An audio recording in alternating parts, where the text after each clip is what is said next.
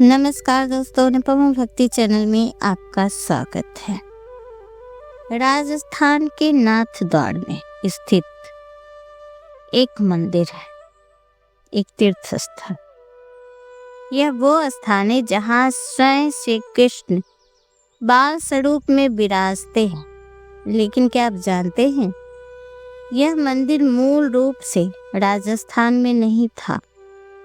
उसकी शुरुआत हुई थी ब्रजभूमि से और एक चमत्कारिक घटना ने इसे नाथद्वार तक पहुंचा दिया। आज हम जानेंगे श्रीनाथ मंदिर का वास्तविक इतिहास, मूर्ति का चमत्कार और इसका आध्यात्मिक महत्व। श्रीनाथ जी भगवान श्री कृष्ण का 7 वर्ष के बालक का स्वरूप है। जब उन्होंने गोवर्धन पर्वत की अपनी छोटी उंगली पर उठाया था, उसी रूप में यह मूर्ति स्थापित है। यह मूर्ति मूल रूप में गोवर्धन पर्वत उत्तर प्रदेश में प्रकट हुई थी। मान्यता है कि 14वीं-15वीं शताब्दी में भक्तों को पर्वत से एक काला शिला खंड दिखा, जिसमें भगवान का उभरा हुआ स्वरूप दिखाई दिया। यह कोई बनाई गई मूर्ति नहीं थी, बल्कि स्वयं प्रकट स्वयं शंभु मानी जाती है। 17वीं शताब्दी में जब औरंगजेब के समय मंदिर को तोड़ा जा रहा था, तब भक्तों को भय हुआ कहीं यह दिव्य मूर्ति भी संकट में ना आ जाए। तब भक्तों ने निर्णय लिया कि मूर्ति को सुरक्षित स्थान पर ले जाया जाए। और जब रथ राजस्थान पहुंचा तो नाथद्वार नामक स्थान पर रथ के पहिए अचानक जमीन में धंस गए। बहुत प्रयास हुआ, लेकिन रथ आगे नहीं बढ़ा। तभी संतों ने कहा, यह स्वयं श्रीनाथ जी की इच्छा है और यही मंदिर की स्थापना।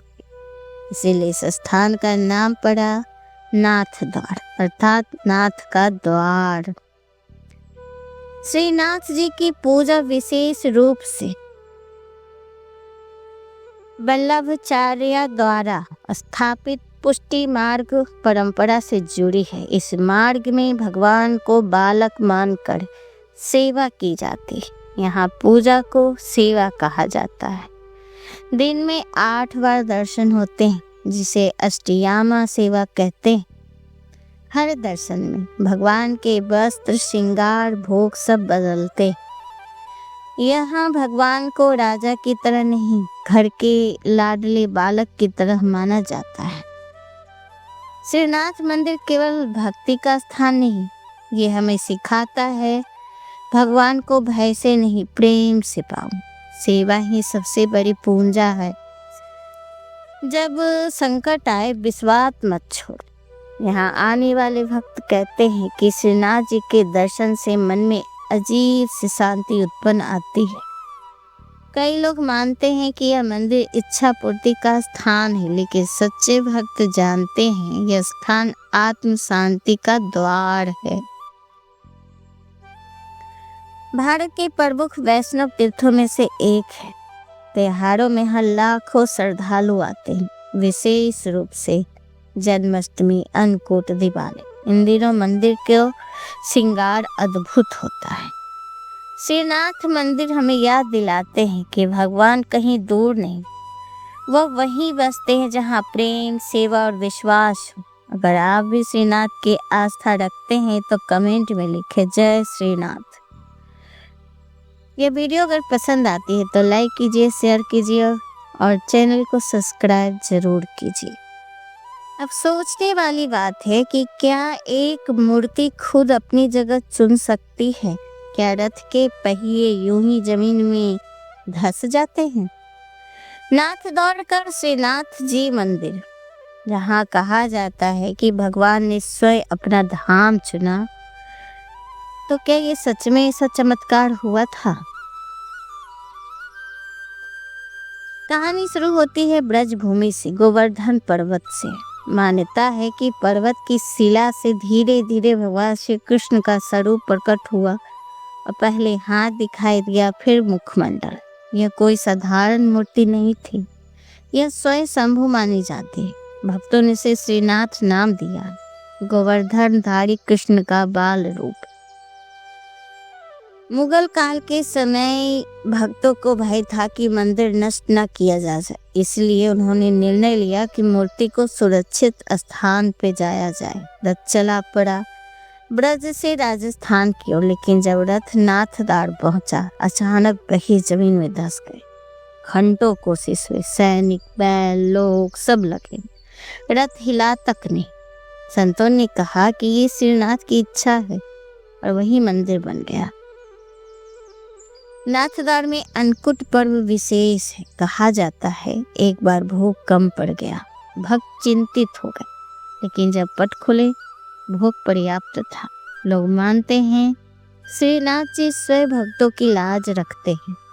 आज भी अन्नकूट पर सैकड़ों प्रकार के व्यंजन चढ़ाए जाते हैं। यहाँ पूजा नहीं, सेवा होती है।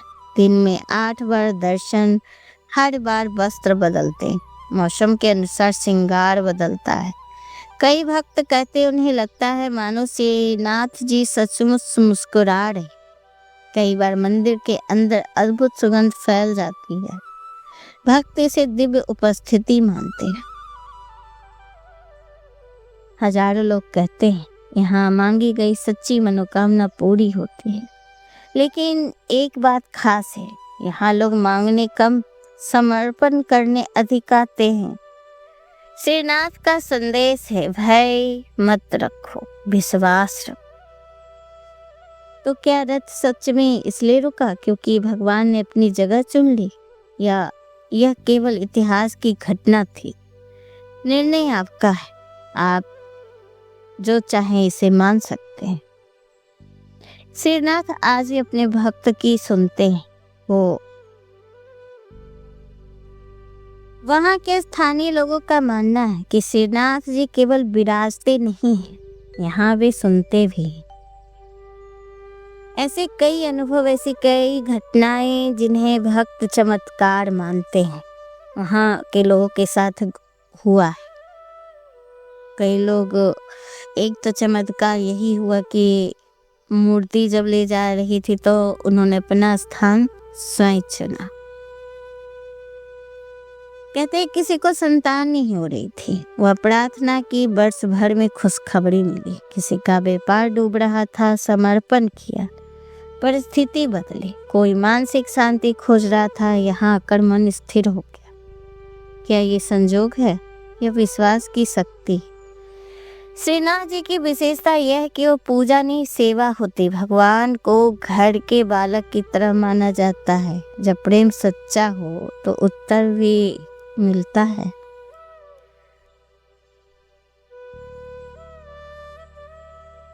दर्शन के समय उन्हें ऐसे लगता है जैसे श्रीनाथ जी मुस्कुरा रहे हैं। कभी कभी अचानक मंदिर में दिव्य सुगंध फैल जाता है और ये लोगों के विश्वास को मजबूत करता है।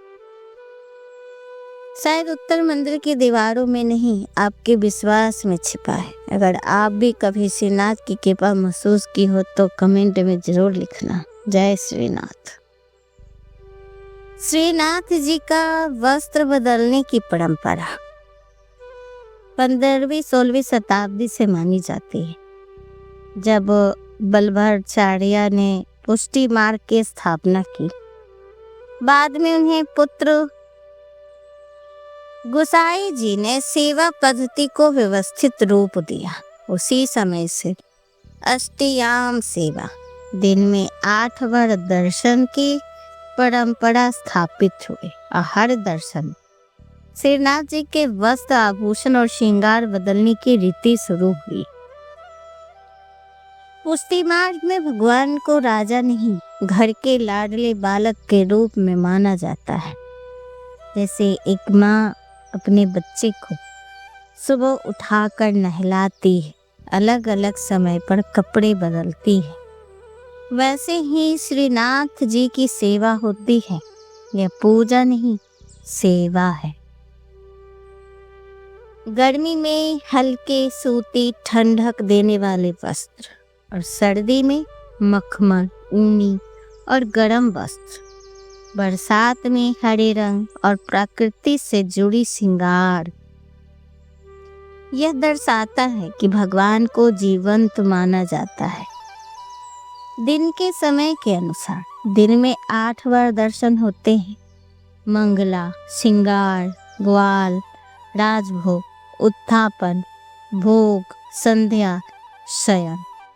हर समय के अनुसार वस्त्र बदलते हैं। सुबह साधारण, दोपहर में राजसी, रात में हल्के और आरामदायक।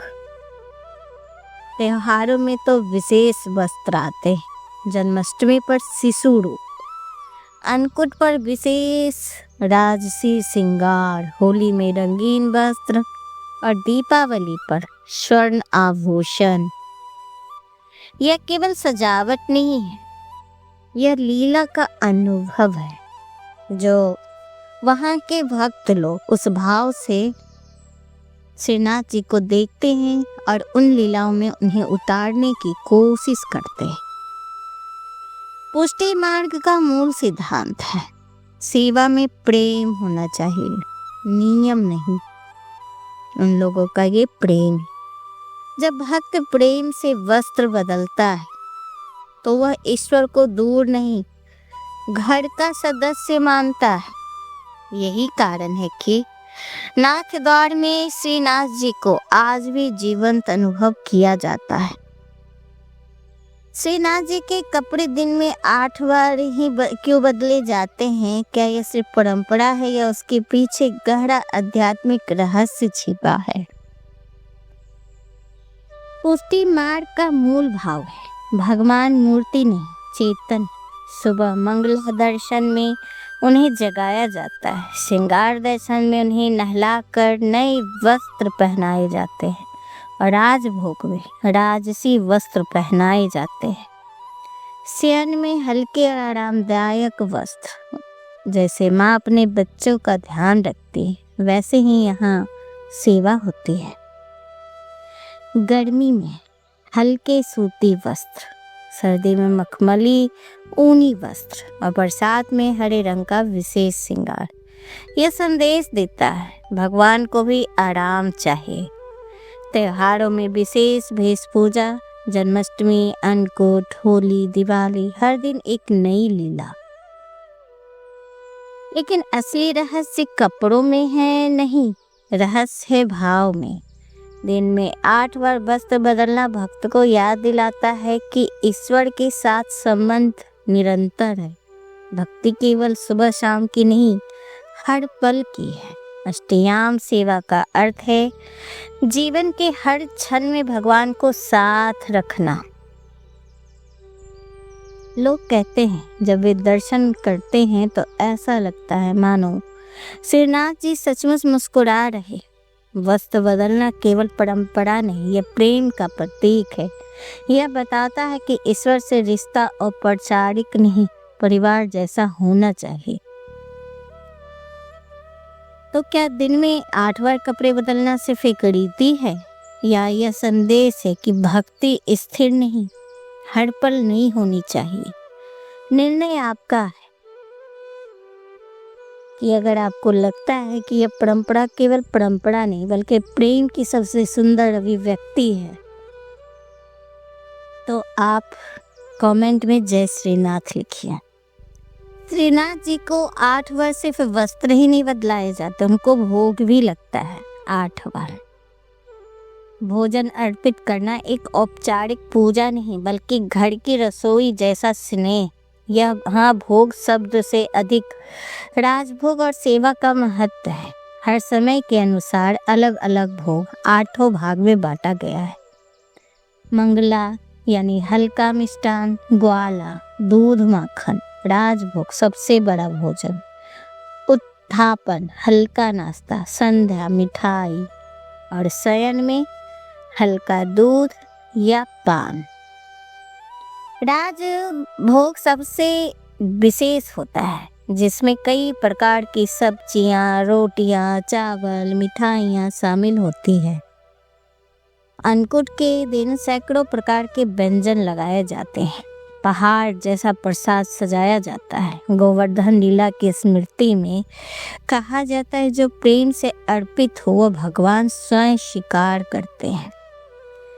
नाथ द्वार से अन्नकूट का दृश्य देखने योग्य होता है। यह भोजन पूर्णतः स्वास्तिक होता है। प्याज लहसुन का प्रयोग नहीं होता है। ताजा और शुद्ध सामग्री, विशेष रसोई परंपरा। भोजन पहले भगवान को अर्पित होता है, फिर प्रसाद रूप में वितरित। यह सिखाता है पहले ईश्वर फिर संसार। भोजन केवल शरीर का पोषण नहीं, भाव का पोषण है। जब भक्त अपने हाथों से बनाकर भगवान को अर्पित करता है तो वह अपने अहंकार को भी अर्पित करता है। भोग का असली अर्थ है समर्पण। तो क्या श्रीनाथ को सच में भूख लगती है? शायद नहीं, लेकिन भक्त के प्रेम की भूख अवश्य होती है। अगर आप भी मानते कि भोग केवल भोजन नहीं बल्कि प्रेम है, तो इस वीडियो को लाइक ज़रूर कीजिएगा। आपको ये वीडियो सुनने में कैसा लगा हमें ज़रूर बताइए।